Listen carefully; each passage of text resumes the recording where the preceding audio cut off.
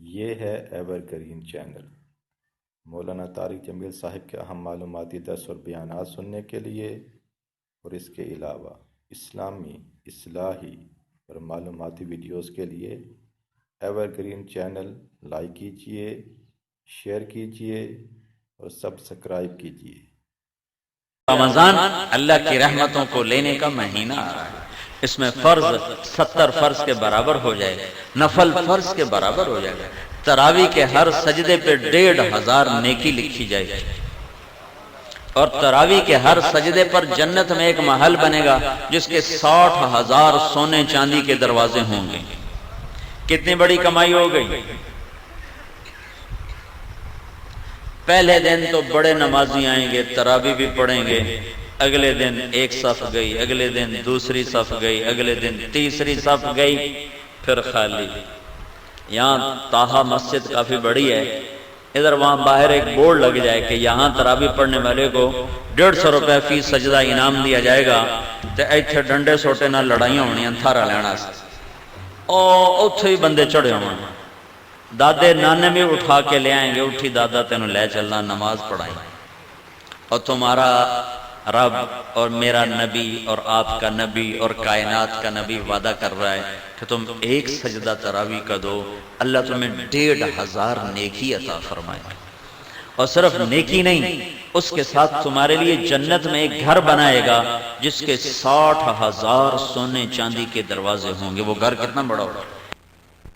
تو جو نہ پڑھا، جس نے نہ پڑھی تو 60,000 ضائع کر دی ہیں، اور جو 8 پڑھ کے چلا گیا تو 24 سجدے اس نے ضائع کیے، ہر سجدے کی 1500 نیکی اس نے ضائع کی، اور 24 محل اس نے ضائع کر دی،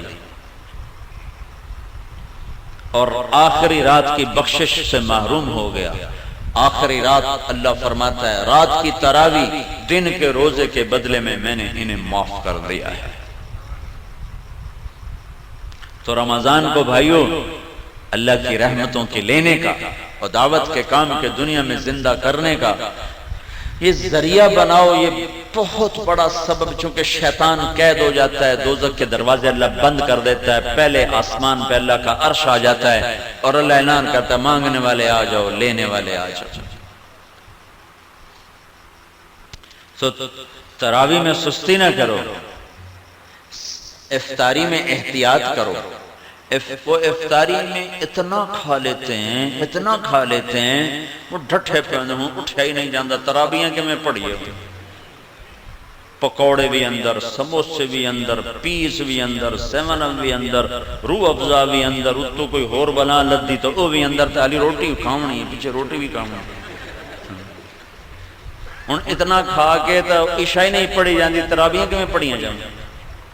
احتیاط کرو، تھوڑی سی افطاری کرو، تھوڑی سی، جس سے طبیعت پہ بوجھ نہ ہو۔ مغرب پڑھو، عشاء پڑھو، تراویح پڑھو، پھر کھانا کھا لو۔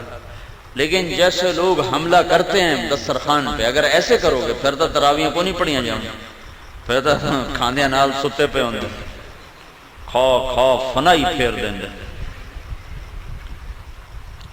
تو اپنے پر ظلم نہ کرو، کھجور لو، کوئی اور کوئی ہلکی پھلکی چیز لے لو، پانی پی لو، چائے پی لو، بشاشت کے ساتھ آپ تراویح پڑھ لو۔ اس کے بعد بھاویں پوری پرات کھا جاؤ، لیکن روٹی کے پیچھے تراویح ضائع نہ کرو۔ 90% لوگ جو تراویح چھوڑتے ہیں تو ڈھیر کھامن دی وجہ سے اٹھے نہیں جاتے، نیند آ رہی ہوتی، چونکہ سارا دن کا فاقہ ہوتا ہے، ایک دم ان پھر اپنے اندر ڈالتے ہیں تو پھر کہاں پڑا جائے گا۔ تو احتیاط کرو، روزے کا مقصد بھی بھوکا رہنا ہے تاکہ اندر کے فاسد مادے بھی جلیں اور کسی غریب کی غربت کا احساس بھی ہو۔ تو جب تم ہر شے وچ تن چھڈو تو سارے دن کے روزے کا مقصد ہی فوت ہو۔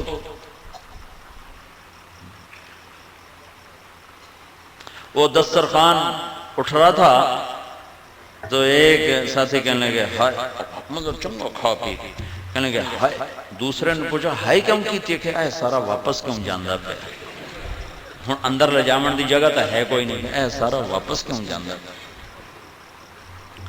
تو گرمی کے روزے آ رہے ہیں، ڈرو نہیں، بھوک سے پیاس سے ڈرو نہیں، اللہ آخرت کی پیاس سے بچائے گا، اللہ موت کے وقت کی پیاس سے بچائے گا، اللہ حشر کی بھوک اور پیاس سے بچائے گا۔ اور اللہ تعالیٰ فرماتا ہے روزے کا بدلہ میں خود ہوں، اور اللہ کا نبی اپنے ہاتھوں سے کوثر کا جام پلائے گا، اور خود اللہ تمہیں پلانے والا ہوگا، وَسَقَاهُمْ رَبُّهُمْ شَرَابًا طَهُورًا، اللہ خود تمہیں اپنی جنت کے جام پیش فرمائے گا، کلو میرا بندہ آج یہاں پی، تیرا رب ساقی ہے۔ تو بھوک اور پیاس سے ڈرو نہیں، یہ میرے رب کی عطا ہے کہ وہ اپنے بندوں کو تھوڑی سی بھوک دے کر ہمیشہ کی بھوک سے بچانا چاہتا ہے، تھوڑی سی پیاس دے کر ہمیشہ کی پیاس سے بچانا چاہتا ہے۔ اور اپنے دل کو بغض اور کینے سے پاک رکھو کہ کینے اور بغض سے بھرا ہوا دل رمضان میں بھی نہیں اللہ کی رحمت کے سائے میں آتا۔ لڑے ہوئے صلح کرو، روٹھے ہوئے مان جاؤ، ورنہ رمضان کی برکتوں سے محروم ہو جاؤ گے۔ چھوٹے پن جاؤ، نیچے جھک جاؤ، نیچے پڑ جاؤ، تاکہ اللہ پاک پچھلے سال کے سارے گناہوں پر قلم پھیر۔ رمضان کا مطلب ہے جل جانا، رمضان یرمض، جل جانا۔ تو رمضان کے مہینے کا نام رمضان کیوں رکھا گیا ہے کہ اس میں اللہ تعالیٰ پچھلے سال کے سارے گناہوں کو جلا کے ختم کر دیتا ہے، اس لیے روزے کے مہینے کا نام رمضان رکھا گیا ہے۔ تو میرے بھائیو، یہ اللہ کے دربار میں کمائی کا سیزن آ رہا ہے۔ رمضان شہر رمضان الذی انزل فیہ القرآن، اسی میں میرے نبی کو نبوت ملی، رمضان میں نبوت ملی۔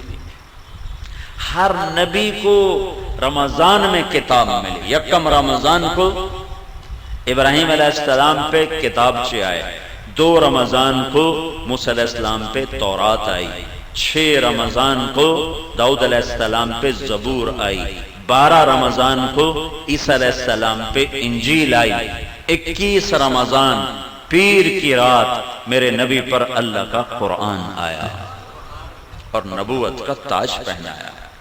اس میں شب قدر اللہ نے رکھی، 21، 23، 25، 27، 29، 5 راتیں جاگ لو، 1000 مہینے کی عبادت سے زیادہ کا اجر اپنے خزانوں میں، اپنے کتاب میں لکھوا لو، اور اللہ کے خزانوں سے ساری زندگی کے گناہ معاف کروا لو اور جنت کے فیصلے کروا لو، صرف 5 راتیں جاگ کر۔ 5 اعتکاف بیٹھنے والا تو سویا ہوا بھی ہو تو عبادت لکھی جاتی، جو اعتکاف میں ہمارے نبی نے ساری زندگی اعتکاف نہیں چھوڑا، ساری زندگی، اور جس سال دنیا سے جانا تھا اس سال آپ نے ڈبل اعتکاف کیا، 20 دن کا اعتکاف کیا۔ نہیں، آپ نے 11 ہجری میں آپ کا وصال ہوا ہے تو 10 ہجری کا جو رمضان آیا اس میں آپ نے 20 دن کا اعتکاف فرمایا۔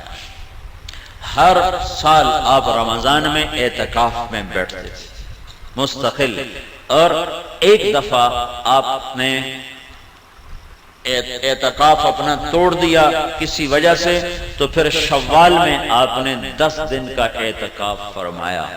اعتکاف کرنے والا ایسا ہے جیسے اللہ کے دربار پہ جا کے بیٹھ گیا، جو سخی کے در پہ بیٹھتا ہے وہ لے کے ہی اٹھتا ہے۔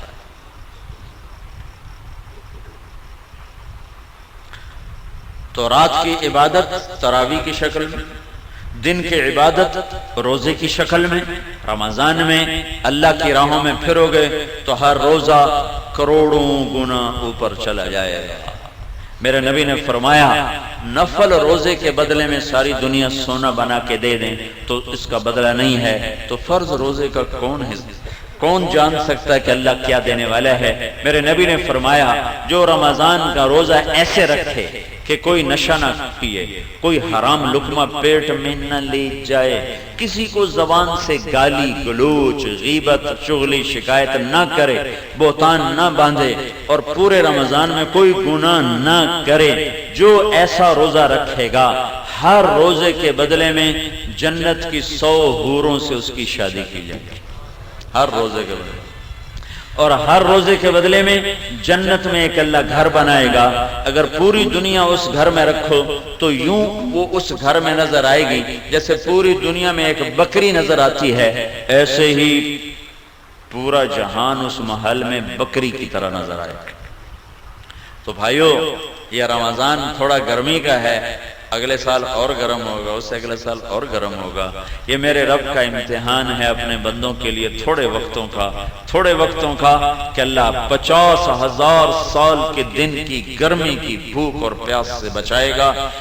کان مقدارہ 50,000 سنہ، جس کی لمبائی 50,000 سال کے برابر ہے، اللہ اس سے ہماری حفاظت فرمائے گا۔ اور باب الریان، جنت کے 8 دروازے ہیں، ایک دروازے کا نام ہے ریان، وہ روزہ رکھنے والوں کے لیے ہے، روزے داروں کو اس سے جنت میں اللہ تعالیٰ داخل فرمائے۔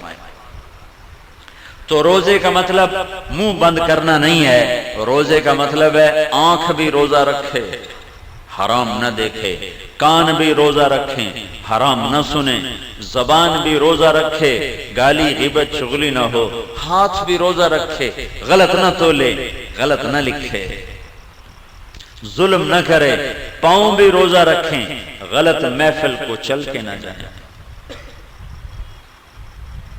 محکمہ جات کے لوگ، کتنے لوگ یہاں رمضان آ گیا ہوں رشوت نہیں لینی ہے، رمضان تو پیچھے حلال، رمضان سے حرام ہے۔ وہ میں ایک شہر سے گزرا، بنو میں میری جماعت گئی تھی رمضان میں، تو ایک سینمے کے آگے بورڈ لگا ہوا تھا رمضان کے احترام میں سینما بند ہے۔ میں نے کہا یہ چنگی شریعت مسلمانہ بنائی، بے رمضان سے حرام تے بعد سے حلال ہے۔ جسے کہتے ہیں یار تو دیکھو نا داڑھی رکھ کے تو جھوٹ بول رہا ہے، تو اس کا مطلب ہے داڑھی شیو کرا دو تو پھر جھوٹ حلال ہو گیا ہے۔ ایک تاجر نے نا ہمارے ساتھ کچھ وقت لگایا، لاہور کا بڑا تاجر، تو اس نے داڑھی رکھ لی۔ 4 مہینے بعد میں نے دیکھا تو پھر صاف۔ میں نے کہا یہ کیا کیا ہے؟ کہنے لگا جی سارا دن جھوٹ بولنا بندہ ہے، میں منع چھڑ دی۔ میں کہتا ہوں جھوٹ حلال ہو گیا، ہوں تو تیرے 2 گناہ ہو گئے، ایک داڑھی مناون دا، ایک جھوٹ بولن دا۔ تو رمضان میں حرام اور بعد میں حلال ہے۔